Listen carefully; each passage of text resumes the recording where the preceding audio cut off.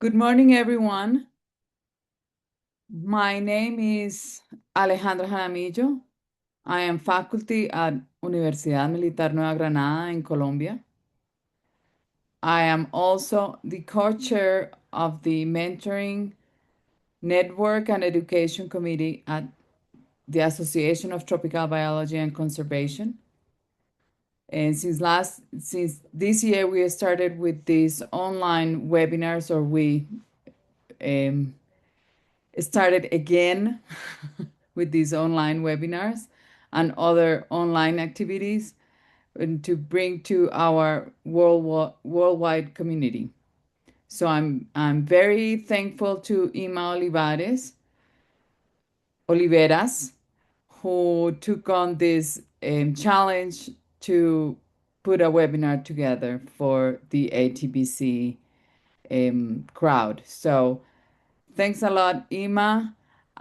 Just one comment. Please keep your mics muted, and if you have questions during the presentations, write them on the chat, and then Imma will make sure that your question is asked during the question and answer session at the end of the three talks.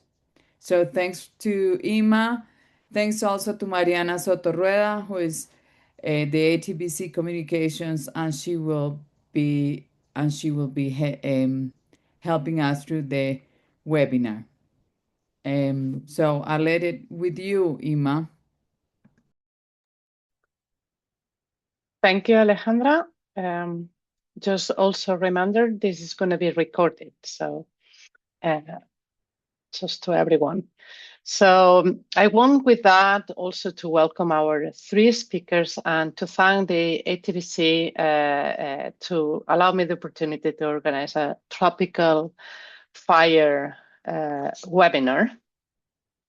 This is the agenda of today, and basically why tropical fire ecology. And as in a nutshell, if we look at the last published report on the state of wildfires 24-25, the major anomalies that we have found in both burnt area and carbon emissions, either positive or negative, from places in the tropics, with the exception of North America, so the fires in Canada, most likely, but we have all the biomes covered from South America, the dry broadleaf forests, the grasslands and savannas, Pantanal, Cerrado, Amazon tropical moist broadleaf forests, so rainforests, also the grasslands and savannas, Cerrado and others, African grassland and savanna, Australia, xeric deserts, rainforests in Asia, deserts and shrubland, xeric grasslands in Asia, and even more temperate. It's striking also how in some parts of the world these anomalies are positive. We are having more than in the historical records, and in others are negative, less than in historic records. But everything is changing, and all the vegetation types and the great variety of vegetation types that we have in the tropics are being impacted. It's also a pleasure for me because I think that I would like to name when tropical fire ecologies started to be something of more global interest. So when, of course, tropical fire ecology has always been within the local context of the amazing scientists that have been doing work there. But I think that in the late 80s and in 1990, there was the first book about the tropical fire biota. And here I have put the index, and if you look, it is mostly focused. It does include a little bit of other tropical ecosystems than forests. So it tries to have an overview of South American vegetation types. It has a chapter of the Cerrado, but it has a lot of focus on many of the forest and also it is quite unbalanced in terms of geographies within the tropics. Also, of those 46 scientists that contributed to this work, there were a few women. We could not really know from that. Some I know the names, some not, but it's between 1 and 5 women contributed to this one. Let's.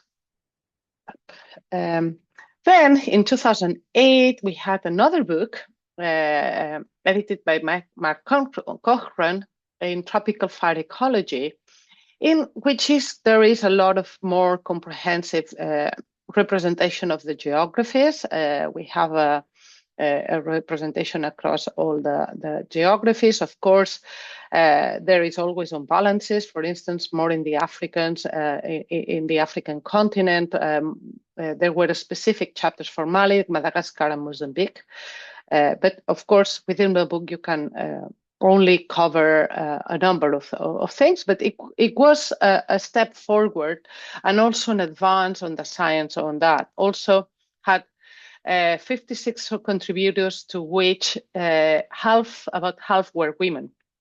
And what is also as an anecdote, in the chapters of pantropical fire, so things, common issues among the pantropics, it included the humid tropical forests, pine ecosystems, and tropical montane clump forests. But grasslands and savannas were not represented within these pantropical fire chapters on issues. So still we are learning.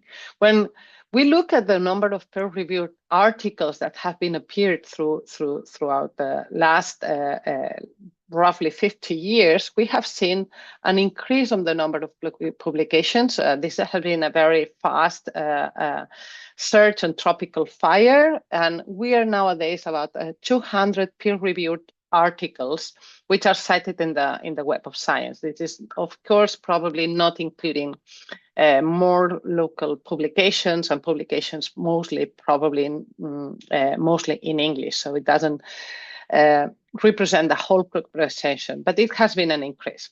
And because of that, we decided that it was worth the time to organize an ATBC Tropical Fire Ecology webinar and invite 3 fantastic scientists, and it represents the geography. And we were talking that nowadays tropical fire ecologies is widely represented, and there is a huge presence of women. We don't know if it's more or less, but we would say we are about the half or even more of the half. And each of one of them is going to be talking about their specific geography. So, and we are going to explain a little bit of the local advances and also knowledge gaps on the fire ecology in the region. So we are going to have Alessandra Fidelis talking about tropical open ecosystems in South America, Brigitte about Western African savannas, and Jayashree Ratnam talking about South Asia and a bit of the historical and current day advances and knowledge gaps in South Asia. So without any more delay, I'll give the floor to our first speaker, and I thank again the 3 of them for accepting this invitation. So Alessandra Fidelis from Universidade Estadual Paulista, from Brazil. Thank you, and when you want, the floor is yours. Thank you very much for this invitation, Imma, and also for ATBC for holding this webinar about fire ecology in the tropics. So I will share my screen, and just let me know if it's working, please. Can you see my screen? Presenter notes. You have to swap displays. Can you see? But we see the presenter notes, Alessandra. Okay, because it was working before. Yeah. I'll try to share again, okay? Mm-hmm.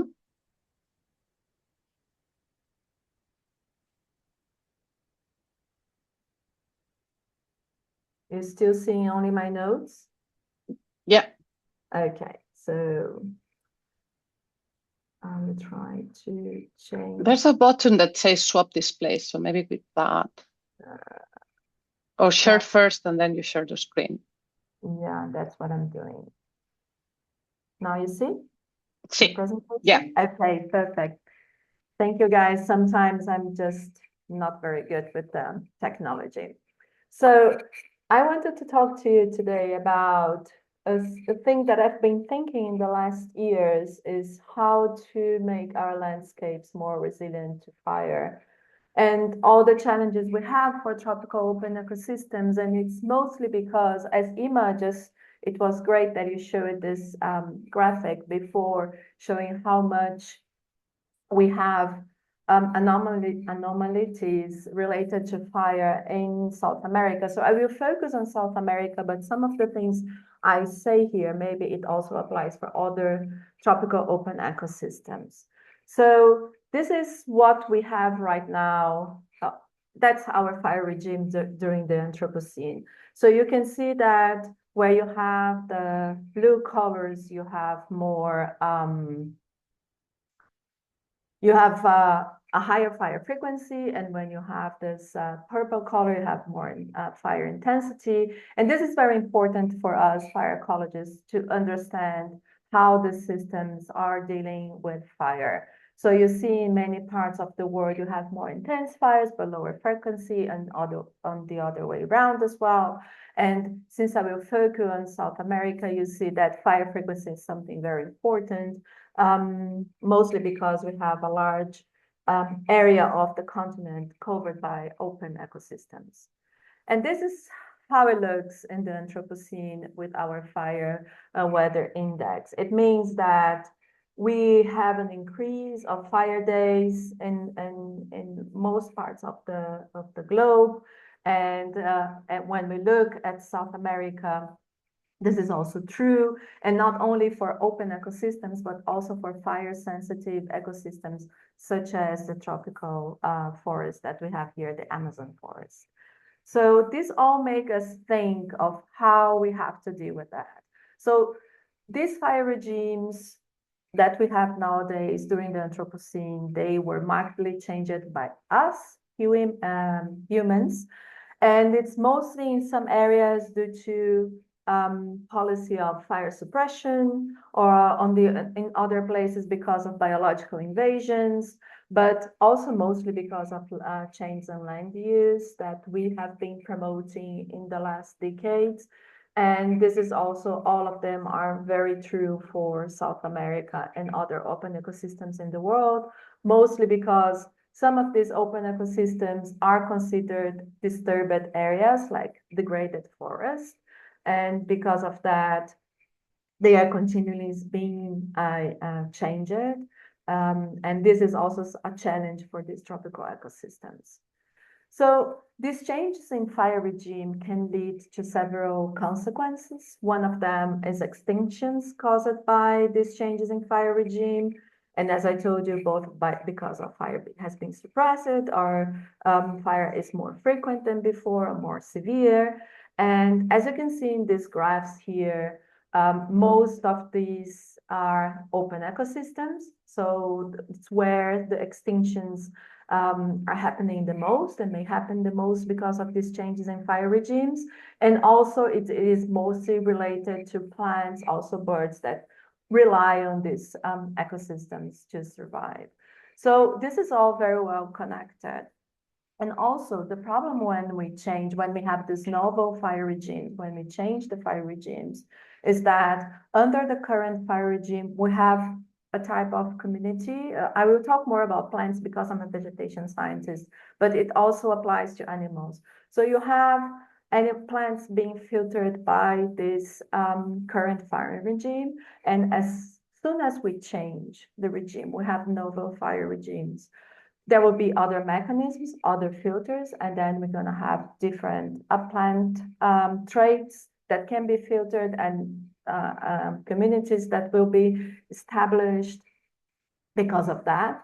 And also this will affect how these communities and ecosystems would deal with this, if they are able to survive under these new novel fire regimes, or if they will be changed, will be more, either by being more dominant or being extinct from the local community. So this is always very important when we think about ecology of the system, when we change the fire regime in that particular place. So as I told you, I will mostly focus on open ecosystems because I am specialized on them and I think they are just amazing. So the one particular thing that is very important to know when we talk about open ecosystems, that I'm talking about everything that it's not a forest, that has grassy layers and so on. So that's what I mean by that. So like grasslands, savannas, some wetlands and so on. And most of them in the tropics, they are disturbance driven. It means that they are there because disturbance is also there. And the major disturbances are fire, herbivory, or both of them. And it means that as long as I have the disturbance, if the disturbance is suppressed, it will have negative effects on these systems because they evolved in the presence of disturbance and they also are there because of disturbance. So when we take a look at the Brazilian open ecosystems that covers almost 30% of the country. So usually when I talk about Brazil, everybody thinks about Amazon and Atlantic rainforest, which are very important. But these open ecosystems, they are 30% of the country and they encompass a lot of biodiversity. They provide a lot of ecosystem services.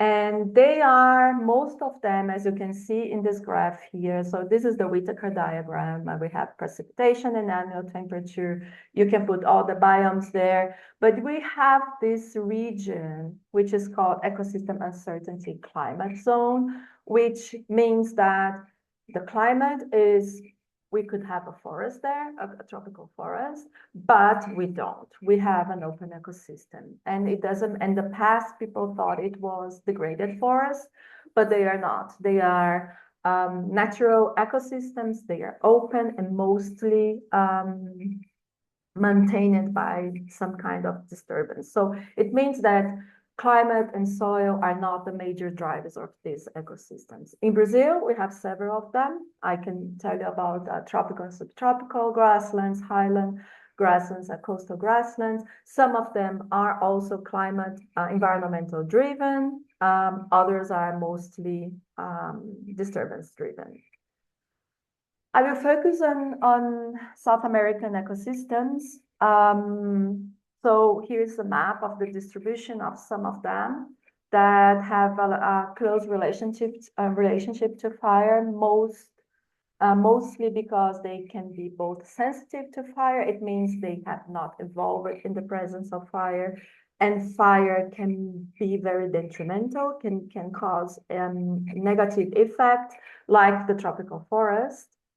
But others have evolved in the presence of fire. They are fire dependent in a way that they are there and fire maintains their structure, diversity, ecosystem functions, like we have llanos in Colombia, like we have Cerrado in Brazil and other open ecosystems.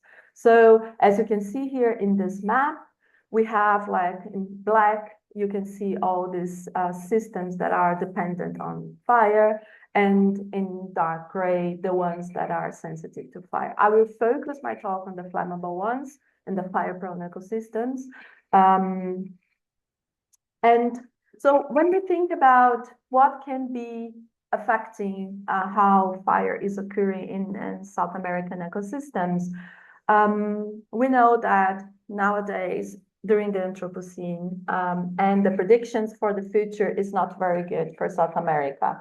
So as you can see here in this figure, that most of South America will be drier and it will be hotter.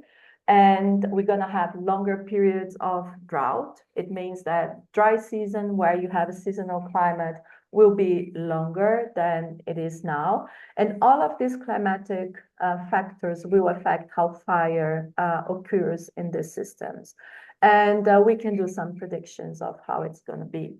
So one of them, we know that it will increase the fire weather days. It means that we're gonna have the fire window will be longer, and this means a lot for people thinking about fire management, fire prevention, suppression, and so on.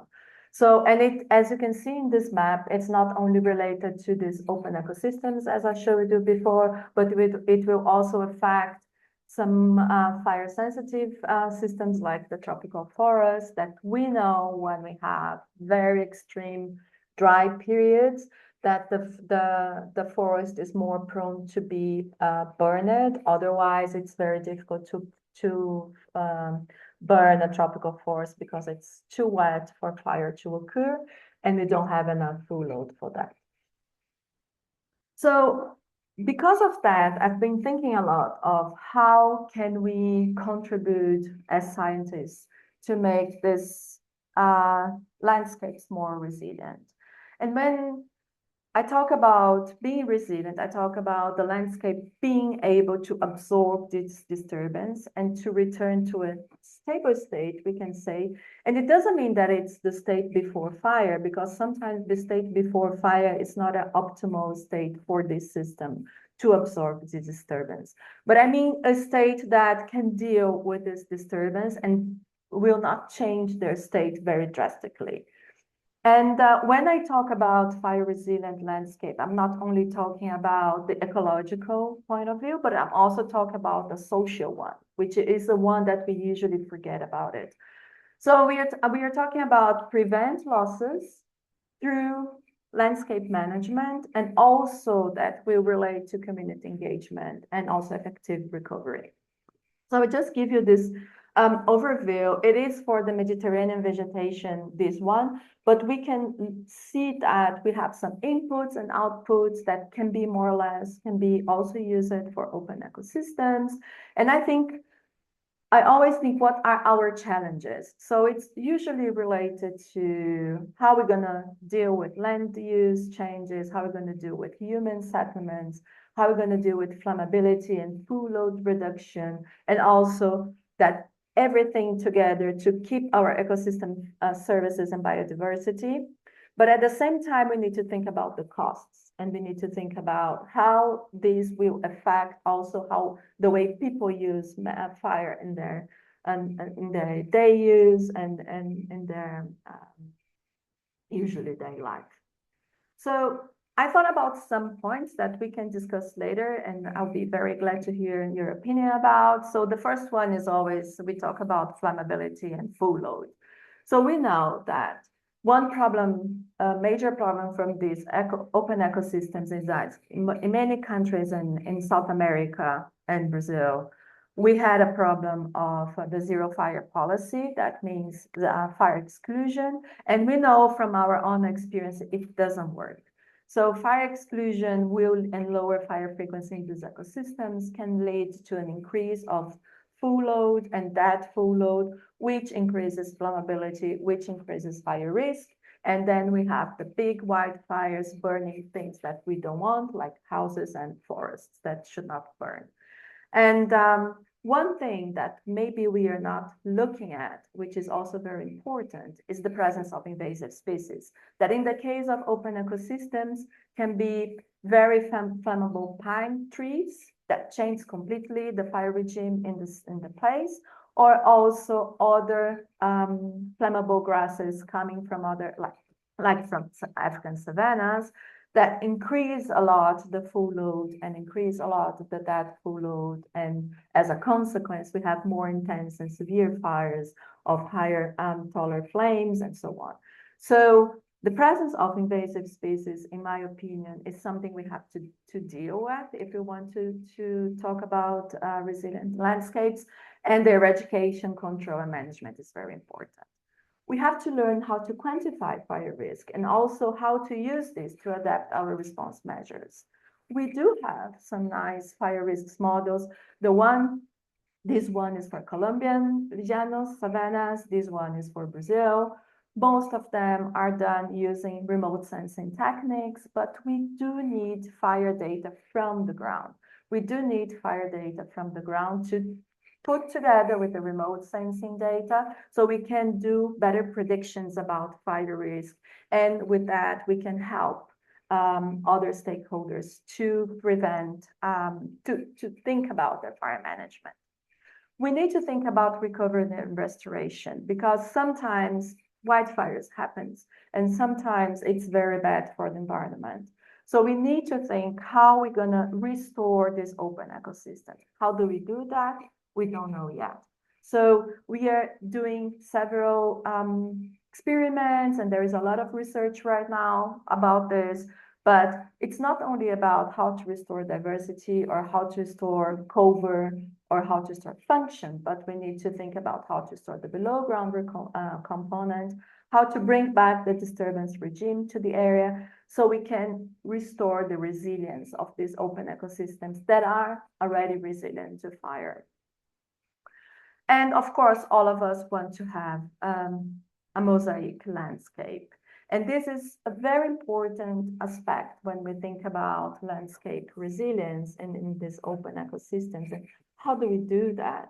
So fire management comes as a great solution for that. So here I have two examples of preserves in Brazil that have different histories of fire exclusion and management. So this one here didn't have, it was zero policy. This one implemented fire management. You can already see in the map that they are very colorful in a different way. So this one, 2017, had a huge wildfire that burned more than 70% of the area because they were not doing this mosaic landscape. On the other hand, this one, which is the one that burns the most in Brazil, has a patchiness of different fire regimes and fire time since last fire, and it helps a lot not only to prevent fire, but also it's a great resource for animals and for humans to have these patches in different ages since last fire. And finally, and I'm finishing my talk, the integrated fire management, I think it's an important tool for achieving these resilient landscapes. And when I'm talking about integrated fire management, I'm not only talking about the ecological point, which I already told all of my previous points were about ecology, but also about the cultural use of fire. So Brazil has a very recent story about integrated fire management. As you can see in this timeline, we had a lot of disasters related to fire. But since 2014, we implemented the integrated fire management in some areas, and now it is spread in Brazil, and which is nice because 2024, we approved a national law related to the politics of integrated fire management. And you can see in this table here on your left that other countries in South America are also struggling to implement fire management policies and also to apply fire as a tool and not only think about suppression as we did in the past. And it works. So in few years of the implementation of fire management, you can already see that we changed the fire season in some of the areas from having most of the fires in the late dry season to most of the fires in the early dry season. And also it decreases the fire risk in some areas, but also the costs, because we need to talk about costs. And this is a way to convince politicians and other stakeholders to implement fire management in these areas. But this is the most important part of the integrated fire management policy, which is the cultural fire.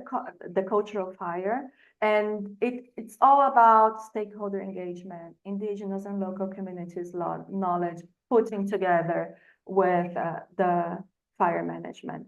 So these are the most important actors. And when we are talking about having a landscape, a resilient landscape, because they can help us with the fire brigade, volunteer fire brigades, and also community fire and indigenous fire brigades to try to give us this resilient landscapes we need that much.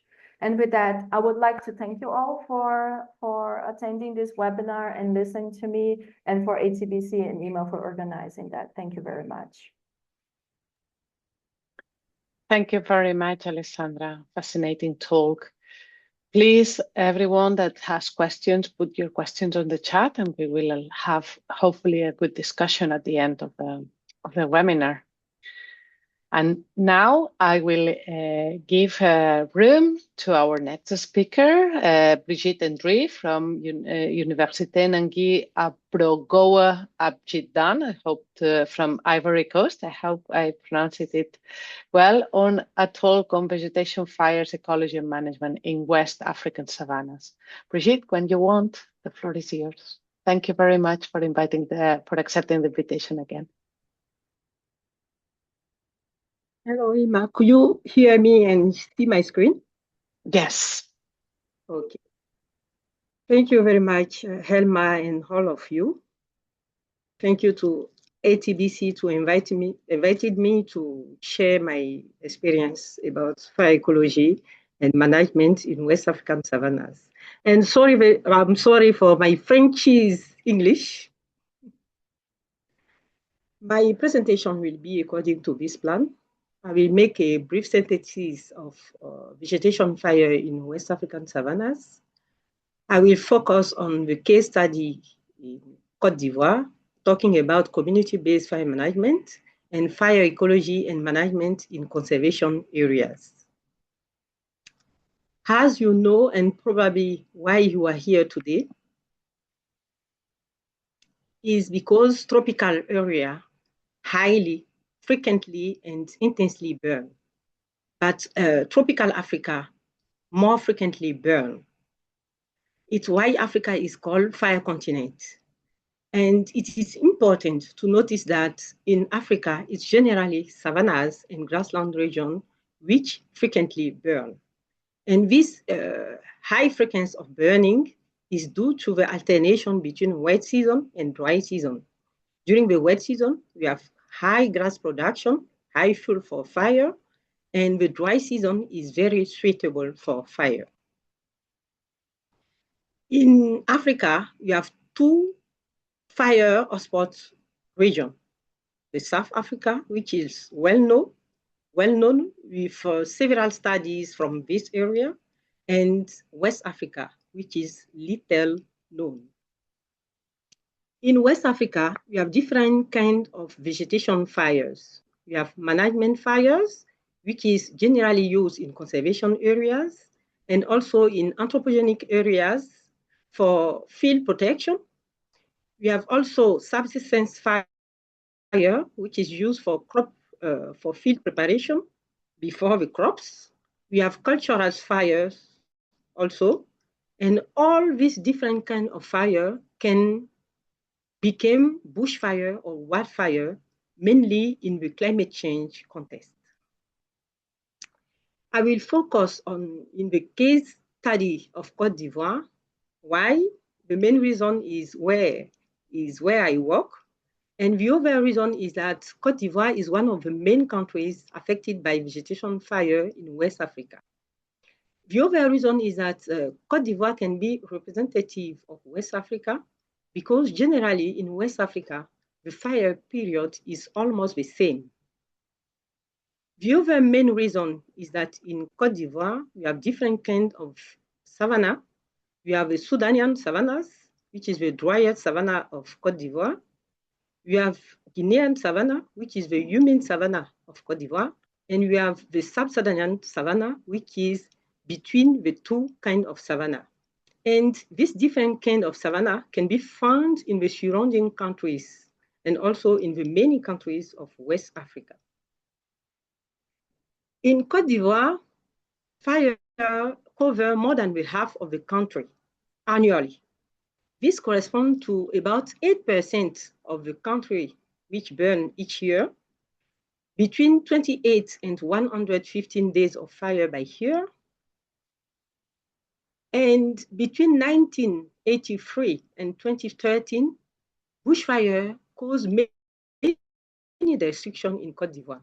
Destruction of forest, destruction of culture, destruction of many villages and many deaths also. You can see the details of this damage of bushfire in the State of Wildfire published this year.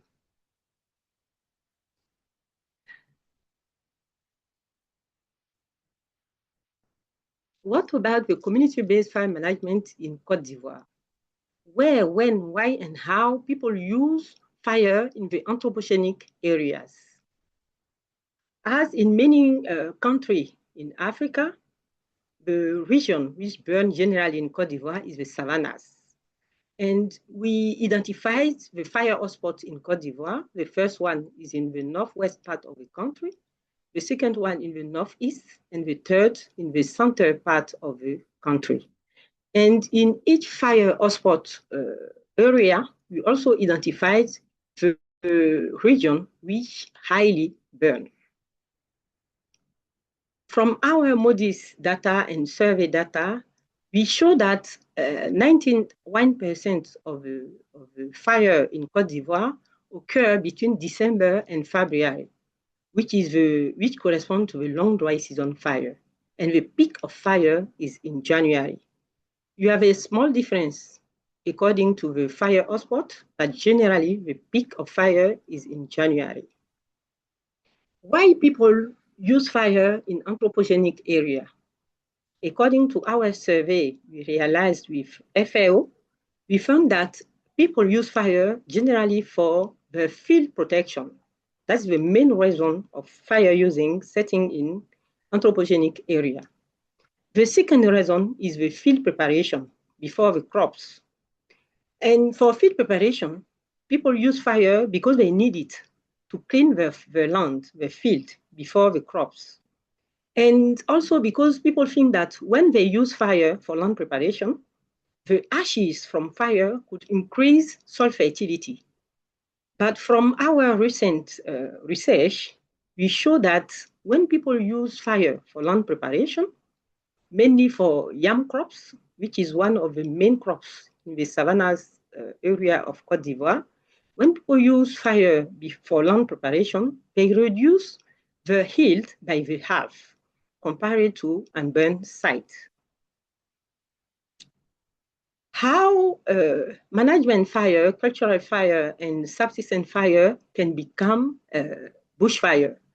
From our survey in all the country in Côte d'Ivoire, we show that it's generally wind which causes the propagation of fire. So far in Côte d'Ivoire, the management policy of fire is zero fire, and which policy is applied by the National Committee for the Fight Against Bushfire. I work with this committee. I discuss with them a lot about integrated fire management. It is a very hard job because they think that zero policy of fire is the best way to manage fire. But I continue the discussion. What about fire ecology and management in conservation areas? Where, when, why, and how people use fire in conservation areas in Côte d'Ivoire. On this figure, you can see the protected area network in Côte d'Ivoire. You have 128 protected areas, including 8 national parks and 5 reserves. From these 13 parks and reserves, we have 11, which are located in savannas and generally crossed by fire.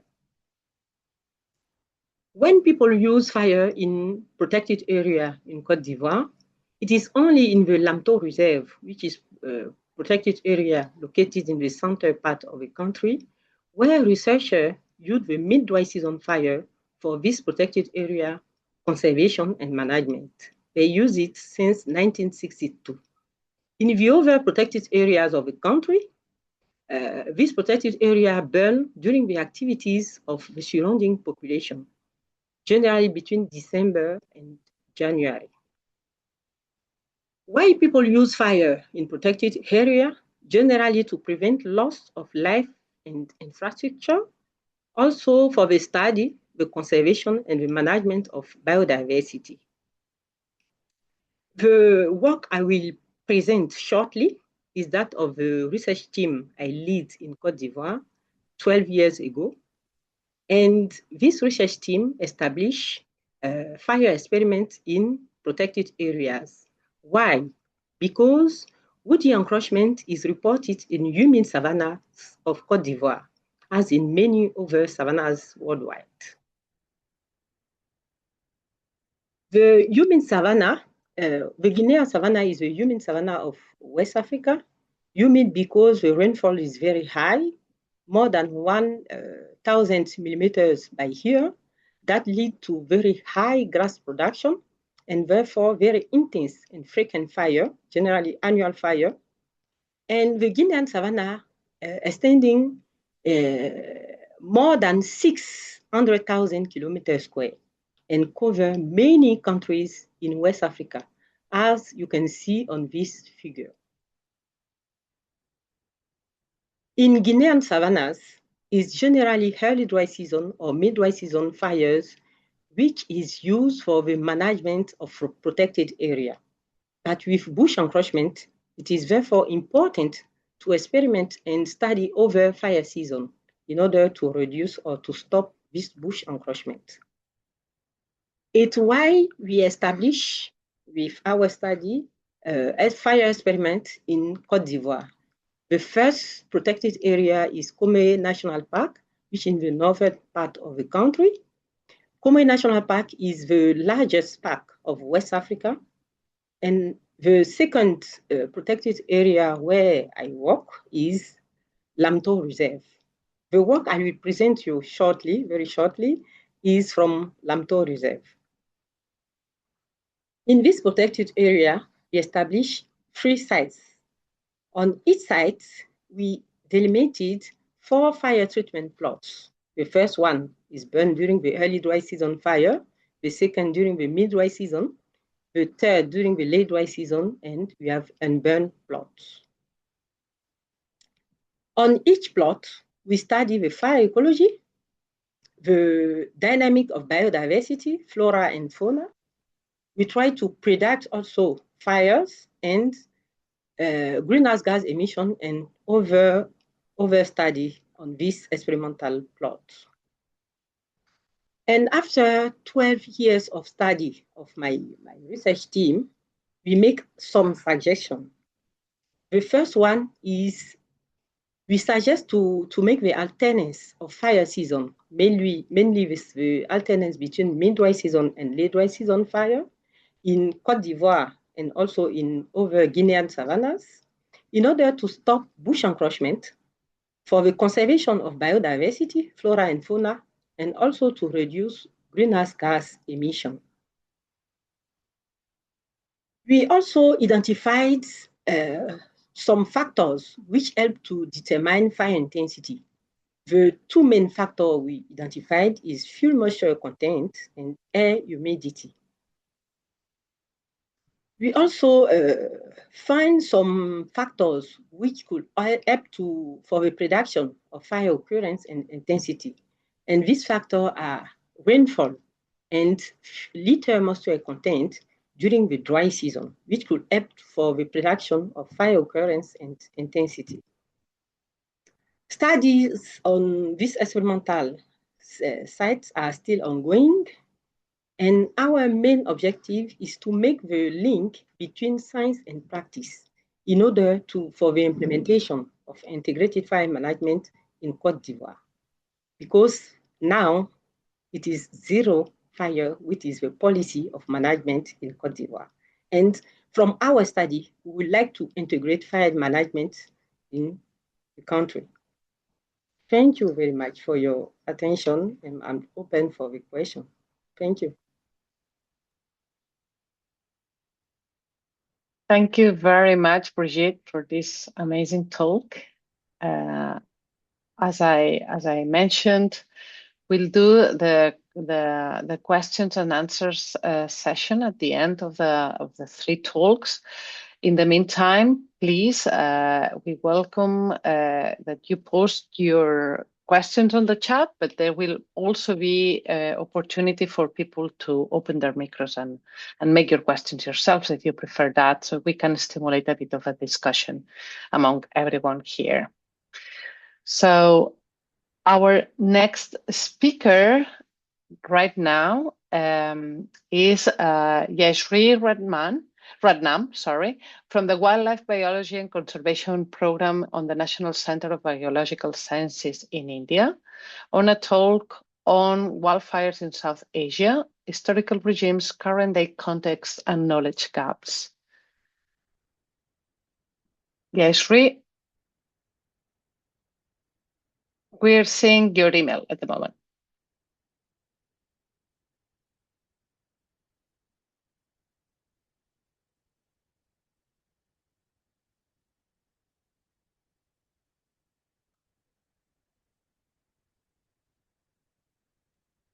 Hi, sorry, sorry, Imma. I don't quite know what happened. I seem to have lost my screen for a minute there. I'm just going to try and share screen. Are you able to see screen? Yes, we can see your screen now. Okay. Good evening, everybody from Bangalore, South India. Great to be here, and thank you for inviting us for this session, Imma. So I'm going to talk a little bit about wildfires in South Asia today. It's a bit of a speedy tour, historical regimes, current day context, and some current knowledge gaps. So just for me to set the context, I thought I would begin with a paleohistory of fires in Asia's savannas and grasslands, and what do we know about it? And the context of this is that much of the paleoecological work in this region has not until recently begun to consider fire explicitly. And here is a very nice paper which has come out very recently, where they analyze marine cores in the Bay of Bengal, which basically gives you sediments from the entire Indian subcontinent. And what this data are showing, I hope you guys can see my cursor, is that fires and C4 grasslands are very well established in the region by about 10 million years ago, and then becoming more prevalent through from about 6 to 7 billion years ago. At the same time that you see these fires, what is burning? What is burning is C4 plants, and as they burn, over time, they increase in representation in the paleo record. So that is just the deep time. And what this record is establishing very nicely for us is the presence of fires and C4 grasslands in the subcontinent 6 to 7 billion years ago. Now that's a little bit old, hard to relate to. What about more recently? And now I'm going to talk to you a little bit of the Holocene, about some cores that work that we did over the past few years. And this, what I'm showing you right now, is data from a dried lake bed in Western Peninsular India in the state of Maharashtra. The site is known as Lonar Crater. And so basically it has a catchment area in this part of Peninsular India.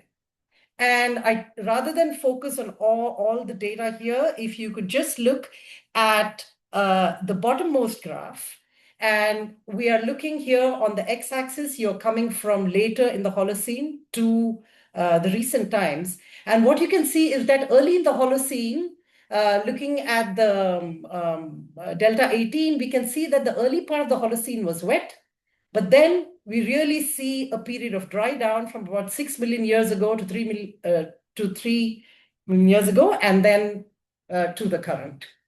What about the vegetation at this time? Again, a very busy graph, but really what I want to show you is that throughout this period, number one, charcoal data establishes that fires have been prevalent in the region. Pollen data show us that Poaceae or grass pollen are present throughout this period. And amongst the tree taxa, we see that xeric pollen increase after the dry down period, which you can see in the gray bars. Deciduous taxa increase during the dry period, but kind of decrease a little bit in the recent times. And then, the really evergreen taxa, which were prevalent in the wet part of the Holocene, sort of decrease towards the present. So that's just a very quick history from Peninsular India, but what it establishes for us is that mixed tree grass ecosystems have been present in more recent times in the Holocene, but importantly that they became prevalent post the aridification about 6 to 4,000 years ago. Now, here's another core. This is from Western India. This is the Bunny grassland in Gujarat. So we're going a little bit further west and north of the earlier site. And here, I just really want to show you, in this core, we were not able to go very deep, and we were only able to go back to about 4,500 years ago. And what we are looking here with the delta 13C ratios, which tells us about C3 and C4, is that again, for the past at least 3,000 years, we've had a mixed C3, C4 ecosystem here. And importantly, once again here in the graphs on the right, which I hope you can see, charcoal, we see that fires have occurred throughout, but have increased post 2,500 years to the present, where they've decreased again. And likewise, fungal spore abundances, which reflect the presence of a number of herbivores, really appear to increase around 1,500 years ago and to the present. This is in the Bunny grassland in Rajasthan, which is kind of where we're almost starting to border with Pakistan and India. And if you look at the pollen at around the same time, what you're seeing here is that, once again, I just want you to look at the right graph, the grass phytoliths, present throughout this period, but really increasing up to about 1,500 years ago, but coming down in recent times. And then again, with the tree taxa, we see a number of changes in the tree taxa. Less important right now for us to focus on these details. But the point is that from the Miocene and again through the Holocene, we have strong evidence that C4 grasses and mixed C3, C4 vegetation have been present in South Asia. And records also establish that so has fire been present throughout this entire period, particularly during beginning from the late Miocene, which of course is congruent with the global record of the spread of C4 grasses and fire. And also we see that fire really does increase during the aridification period of the mid-Holocene in Western and Peninsular India. So that kind of sets the historical context. We've come from the Miocene through the Holocene, and now I want to bring us to the last 200 to 300 years, which is very relevant to fire as it plays out on the subcontinent today. Here on the right is a graph of land transformation on Earth by Naveen Kuti et al. From 1700s to the 2000s. And if you could just eyeball South Asia and the Indian subcontinent, follow with me. Already in 1700s, what we've got are a number of residential woodlands. And as you can see, if you focus on the subcontinent, the transformation of land in this region is dramatic. And the point is, human presence is old, it's pervasive, and it's everywhere on the subcontinent. So the transformation of landscapes from the natural to semi-modified to, agricultural and urban landscapes, among the most dramatic on the subcontinent. So even though I showed you a record where fire was present from the Miocene and through the Holocene, when those fires were natural, today, as across most of Earth, but especially so on the subcontinent, if all fires are set by humans, and this is probably likely to have been true from the late Holocene onwards. Which brings me to the current day and what's happening right now. And this is really talking about the past 50 years. In India, we have two different perceptions of fire. Pre-colonial, we have many indigenous communities that have routinely used fire to manage the ecosystems across peninsula and all of the subcontinent for centuries. In this thinking, fires are considered a part of the natural cycle of these ecosystems, and they are seen as a key management tool to maintain these systems for herbivores, carnivores, and forest produce collection. But colonial and post-colonial, what has happened on the subcontinent is that during the colonial era, most of the colonial foresters trained in European forestry traditions and seeing that most of the fires in the region were being set anthropogenically by local people, came to think that fires were primarily anthropogenic. They were not a natural or integral part of these ecosystems and needed to be suppressed for the forest to sort of be maintained in their pristine state. And formal fire suppression policies were implemented starting in the colonial era. Setting fire was made a punishable offense. You could go to jail for it. It was a criminal act. And interestingly, post-independence, independent India continued with these policies and in fact enacted them very aggressively. Now, the problem with this thinking is that this has precluded the idea that fires are an integral component of at least some of the ecosystems of the subcontinent, if not all of them. And of relevance here is something that Indri also referred to in her talk, which is that indigenous communities, elders, are convinced that it is this fire suppression that has led to aggressive woody encroachment in many of the savannas of the subcontinent. Okay, so in order to just contextualize that properly, we have to really just, I'm just going to remind ourselves about which are the most fire-prone habitats. Basically, they are savannas. And the classical definition of savannas, of course, is that they're mixed tree grass ecosystems with a discontinuous tree canopy in a near continuous grass layer. But of course, across Earth's savannas, this structure varies from arid to mesic regions, and typically the tree cover in a savanna really increases with increasing rainfall, typically, but not always. But these mesic rainfall zones, these mesic savannas, present a bit of a problem. Structurally, it's very difficult to distinguish them from forests because, you've got enough tree cover in there that you might think that, a somewhat open forest. And in fact, that's what they've been referred to.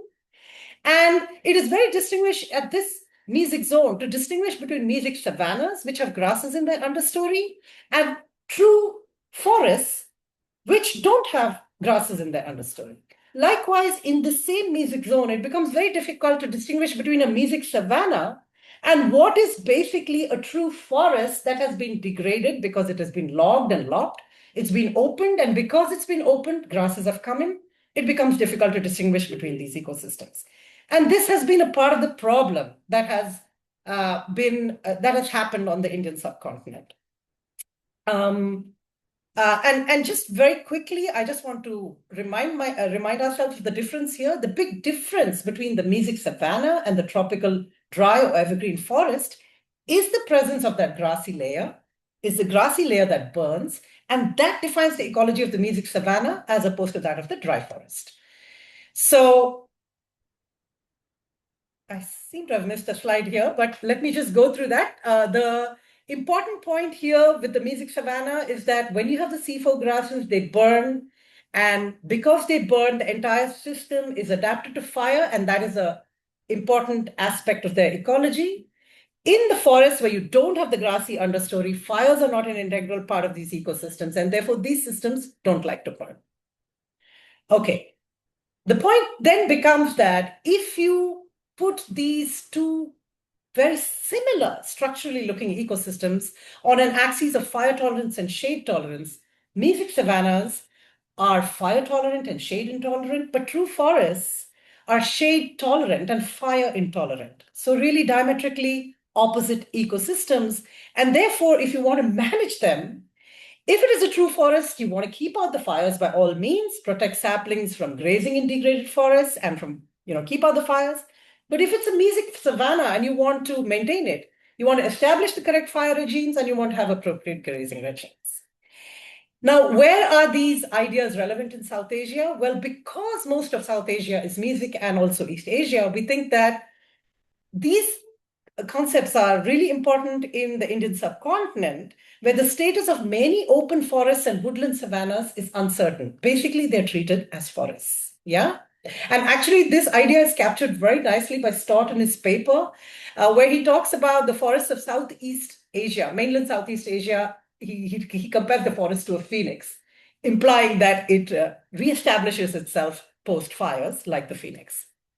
So just to look at what's happening in India then, this problem comes home when you look at the vegetation classification, which was formalized during colonial times by foresters trained in forestry practices. They were also surveying for timber, and everything with some tree cover in it was named some kind of a forest. Yeah. So this is the map from the 1938s. I don't know how clear the legend is, but as you can see, almost everything is called a forest. Let's fast forward to 2012. This is Olson's ecoregions. And what I've pulled out for you are the mesic semi-arid areas where you would expect to see these mixed tree grass ecosystems. And you see it still persists. Everything here is still called a forest. Yeah. So let me show you. So just to put that again in perspective, here's a rainfall map of the Indian subcontinent. As you can see, almost everything, in this central area here, rainfall between 500 to 1,500 mils of rain, everything is called a forest. Many of these ecosystems look like this. They've got a productive grassy understory and a, very dense tree cover.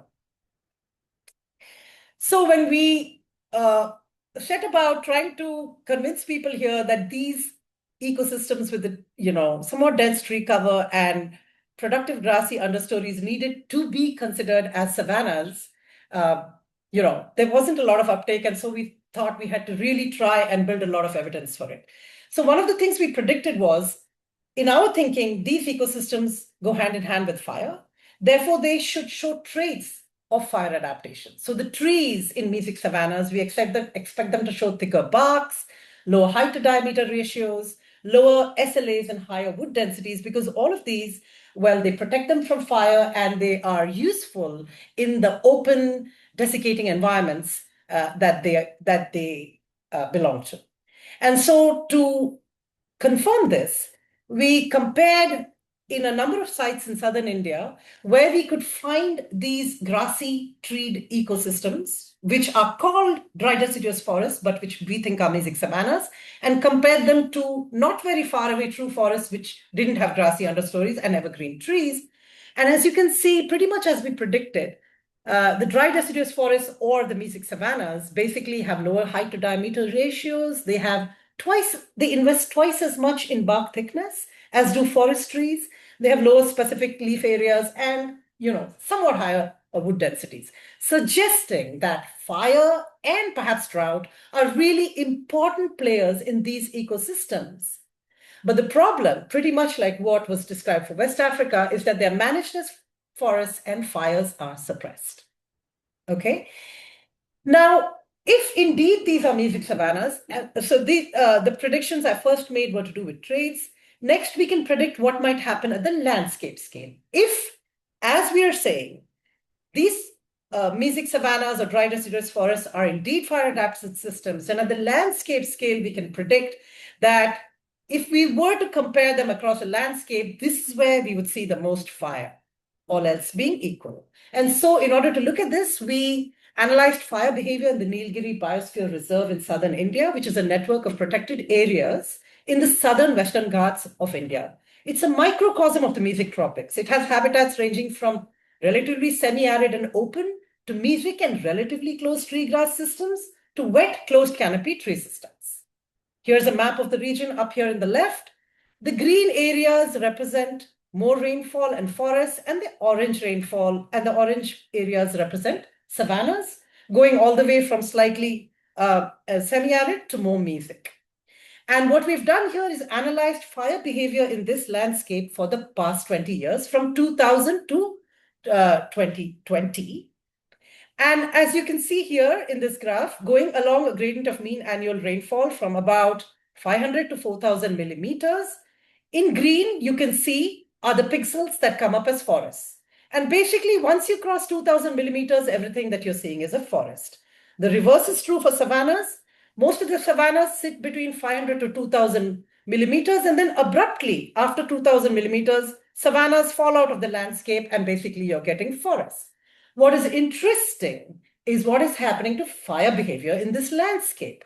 Basically, fire is most frequent in this intermediate rainfall zone, somewhere between there is a dip here, but somewhere between 1,000 to 1,700 mils of rain, which is where you're seeing these mixed tree grass ecosystems, dry deciduous forests, but which are mesic savannas, are the regions that burn the most. And in these 2 decades, actually, from 2000 to 2010 was actually a somewhat wet decade, and from 2010 to 2020, relative to the long-term average, it's been a dry decade. So we broke up this data into the wet decade and the dry decade. And very simply here you have got burnt area. And what you can see is that across wet and dry decades, the yellow lines, the savannas that burn the most in this landscape. Forests, the true forest areas, hardly, not at all. So every year when it comes to fire season and we hear a lot of, stuff in the news about, oh, the forests are burning. It's actually not the forests. It is the mesic savannas, which are meant to burn, that are burning. And likewise, you can see in the graph below, what I've done is I've shown you the savanna and the forest and the proportion of burnt area in the wet decade in blue and the dry decade in red. And this is just to say that, you see much more burning in the wet decade relative to the dry decade. But there's another point I want to point out here. Despite all this, the attention that these fires get, the proportion of area burnt in the landscape is actually very low. It's less than, it's somewhere between 0.1 to 0.2. So what is happening is that over time, the fire suppression policies have really worked, and we are seeing far fewer burns in this landscape. When you contrast this with central India, where many areas are community reserves which are still managed by indigenous people who are still burning, despite all the laws against it, you can see up to 20 to 25% of landscapes burning annually, cool early season burns. But here, the whole system is now really suppressed.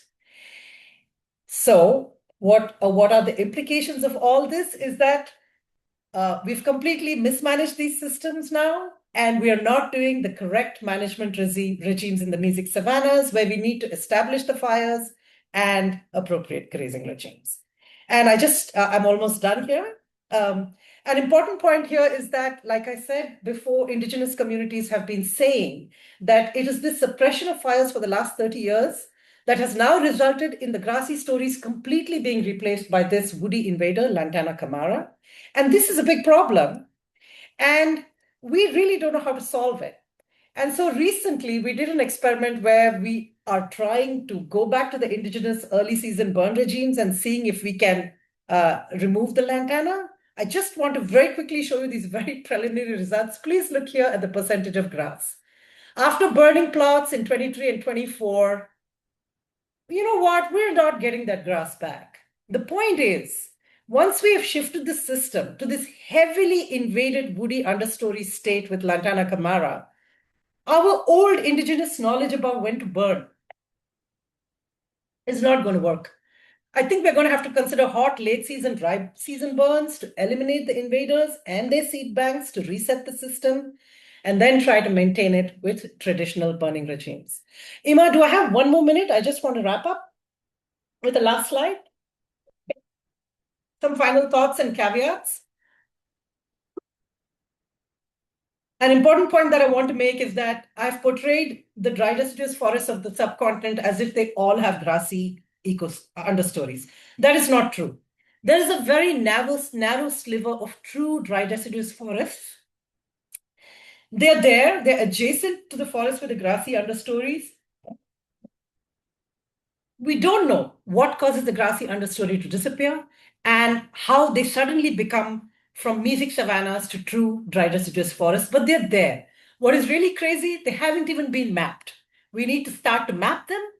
And what happens in these ecosystems is that you don't get grasses, but the leaves shed their leaves, but the trees shed their leaves and they become pretty dry, so you can have leafy litter fires. We don't know anything about how those are behaving.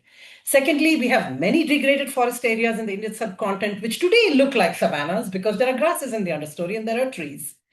These need to be mapped out and they need to be restored as forests. And of course, the last point, I don't know how we can recapture or restore these ecosystems, which are now heavily invaded, back to their mixed tree grass states. We don't know the answer. I'll stop with that.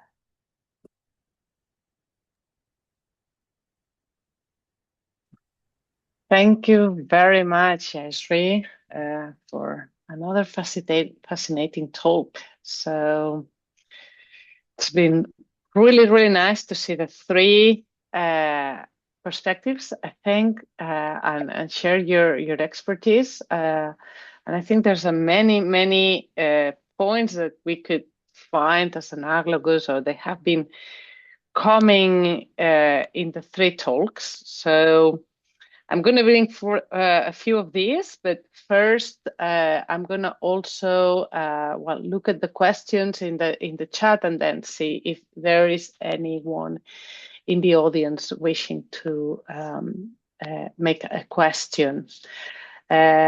We have a question in the chat for Brigitte. Are the results of food production on burned and unburned soils? Have you shared this information with local communities? Have you been able to use this information to produce change in their actions? And if there is any comparative data in other regions in Asia and America?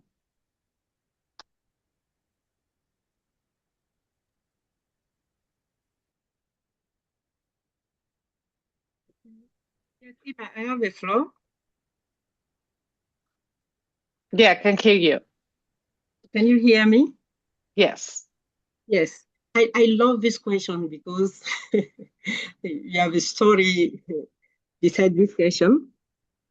Yes, I share this result with population because I told you, I work with a committee of fighting against fire in Ivory Coast. And during the campaign of sensibilization, I use these results all the time. And when I present these results, the first reaction of population, they were amazed.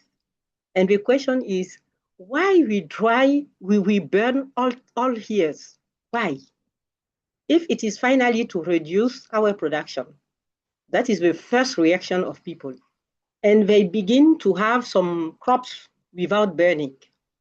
And when you come back the next year, they say that it is a bit difficult without fire because we don't have a machine to clear our land. And when you don't use fire, we have several weeding. I don't know if it is a good word, weeding. When you want to remove a weed, you have several weeding than compared to when you use fire. So they say that it is very hard. The work is very hard when they don't use fire. So that is a big challenge. What people can do if they want to increase the yield, but without fire, it is very hard to clean the land, and also very hard because we have several weeding. So the studies continue. They know that they can increase the yield, but also it is very hard to work without fire. And the second question is, if you have the comparative result with other regions? No, not yet. Maybe other people work on the subjects, but I don't have information about the comparative studies in other regions. I don't know if my answer is clear. Fascinating, yeah. And I don't know if Jayashree or Alessandra want to complement, maybe especially the second question with data from other regions. No, I don't think we have this kind of data, but I was very fascinated with the results you had, Brigitte. It's really amazing. But one thing is the same. So since they don't have machinery, it's very difficult to clean because in Brazil they also use fire for planting. So they do a slash and burn in the Amazon, but they also do in the savannas. And it's really difficult to do any kind of cultivation if they don't use fire. So if they would have machine, maybe that would be the case. But another point I think in Brazil is like when they do this in the savanna and they don't use machinery, they just keep the savanna also protected in a way that they cut, they burn, they plant, and after a time they go to another place and do the same. And the area they use, it recovers. If they use all the machinery, I don't know, like revolving the soil, maybe this will not be the case as well. So we have to put in the balance, which will be the best thing. But it was fascinating. I've never heard about any results in Brazil. I will look for it.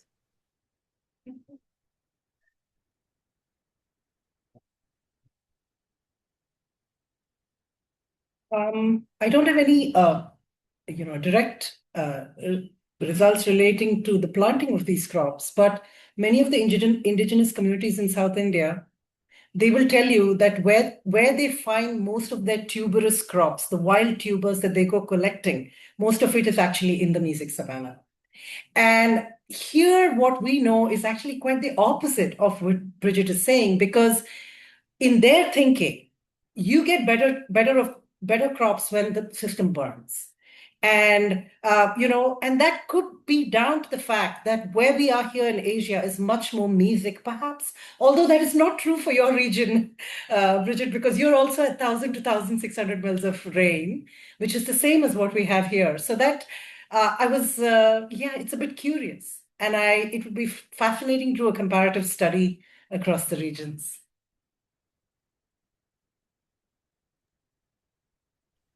It is fascinating indeed. There's studies also in the Andes that compare food production in a small landholder agriculture burning to keep that, and it's what Alessandra was saying. Well, it's a rotation system, so it does increase the production because of the effect, the short-term effect that the ashes have on soil that helps to germinate. And then after the few years of rotation, you leave those fields to recover for a number of years, depending on the regions. I used to say between 10 and more.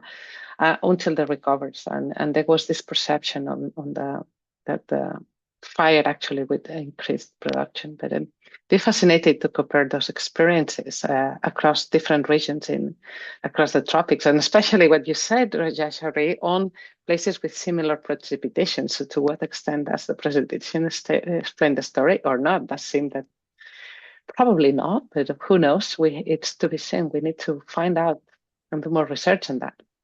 And I think that this topic also relates to our next question in the chat, that it's to Alessandra. Is integrated fire management working? Has it been the key? What has been the key to make it work across government, scientists, and communities? Well, are you listening? Can you hear me? Yes. So this is a great question. So we implemented integrated fire management in Brazil like 10 years ago, and it changed it completely the way both government, scientists, and communities see fire. So every time I go to a local community and I ask, what does fire mean to you? They will say it means life, it means food, it means warm, coffee, and things like that. When I go to a scientific public or to the city and I ask the same question, people will say destruction. And they say destruction until now. So even some scientists still have the view that fire is bad and that we should suppress. And because they have their focus organism they are studying, and maybe fire will have a negative effect. But it is working in a way that in 10 years we have a national law approved. And I think this is something amazing, and it's not compared to other countries. But also for me, what is working the most is that people are talking about it, and people are going to other, they are teaching the way they see fire and how to use fire. And they are putting together indigenous, traditional communities and science together to try to create these plans for fire management together with the government. It's not spread all over Brazil. It's mostly in savanna environment, but it's also a lot in the Amazon, which is great because they also need to do fire management to protect the forest because there is a lot of pasture, and there are also some spots of savannas within the forest. But I think for me, what is working the most is that people are going back to the traditional use by indigenous people in traditional communities and listening to them and trying to put this knowledge together. We're still doing a lot with this, but it's going. And also with the fire ecology. And how we made it work, it was something that we are trying to implement in other areas like Madagascar.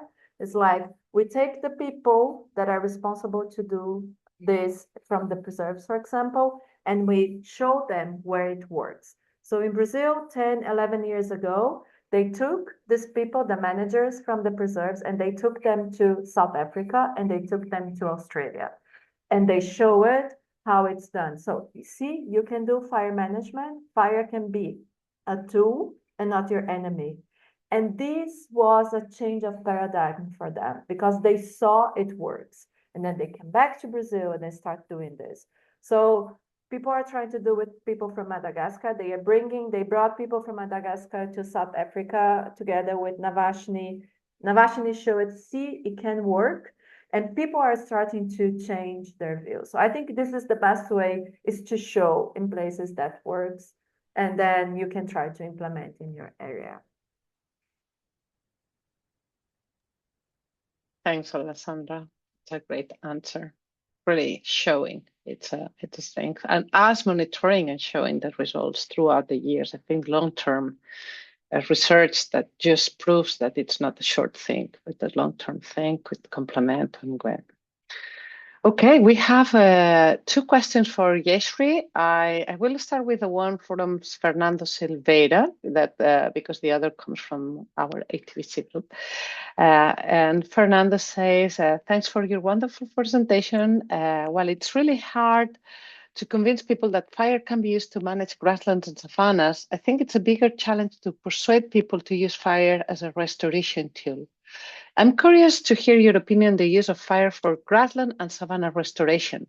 Although challenging it to implement, at least you think it could be theoretically work?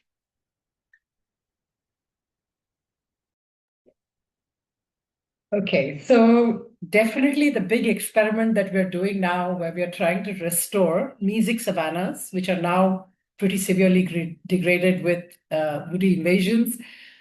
We started thinking that fire could be used as a restoration tool. And it was, I got to tell you, it was so hard to even get the permissions. It took us 2 years. And then finally we did the experiment, and now we've burnt for 2 years with the early cool season burns. And as I showed you in that last graph, we are not having any success. So I will say that at this point, I am a little bit, a little less strong on my conviction that we could use savanna as a restoration tool. The point in terms of how to, but I do know that in Australia, for example, where they are able to do a lot more things with these kind of fire management things than we are in India, where it is banned, etc. What they did do was to convince folks that you had to burn late in the dry season, have really intense burns, trust that the adult trees would be just fine. Maybe they'd die back a little bit, but eventually the system would come back. And once you've reset the system, you could try to go back to the indigenous cool season burn regime. So our current challenge is to try and allow them, after we show them that we're not seeing results, to go to the late dry season burn. I don't know what will happen. I also do not know how successful it's going to be. So I think theoretically it could work, but we really need to, but I think the parameters where it could work are not simple. And we need to really figure out exactly what they are for given ecosystems. And I would assume that depending on the levels of restoration, depending on the levels of invasion and the rainfall regime you're sitting in, you're going to have to tailor that tool to that regime, to that climate and invasion regime. So I want to still say that I think it's doable, even though we've failed. And I hope that in 5 years, I'll be able to tell you that we've managed something. Thank you. We unfortunately have only 3 minutes left, and I'm going to be my closing. I wish I could continue asking, because for me, we are only scratching the surface of the discussion. I have so many things I would like to discuss and bring up, but I want to thank Jayashree, Alessandra, and Brigitte for their talks. I think we had some common grounds. We had a common topic that came in the 3 talks, that was the zero policy, the fire exclusion policy, how it had changed the reality and the challenges that were associated in now having a reality of how we create resilience, how we restore ecosystems, how we face challenges such as invasives and wood encroachment. And I think a lot of the challenges are going to be also in the hand of many of the wonderful career researchers having their full career to pursue the research and continue the research that we are all doing, and hopefully we'll be having more and more answers to these questions. So thank you again very much to the 3 for accepting this invitation, and I'm gonna give my the word to Alejandra to say the final words for the webinar. Thank you.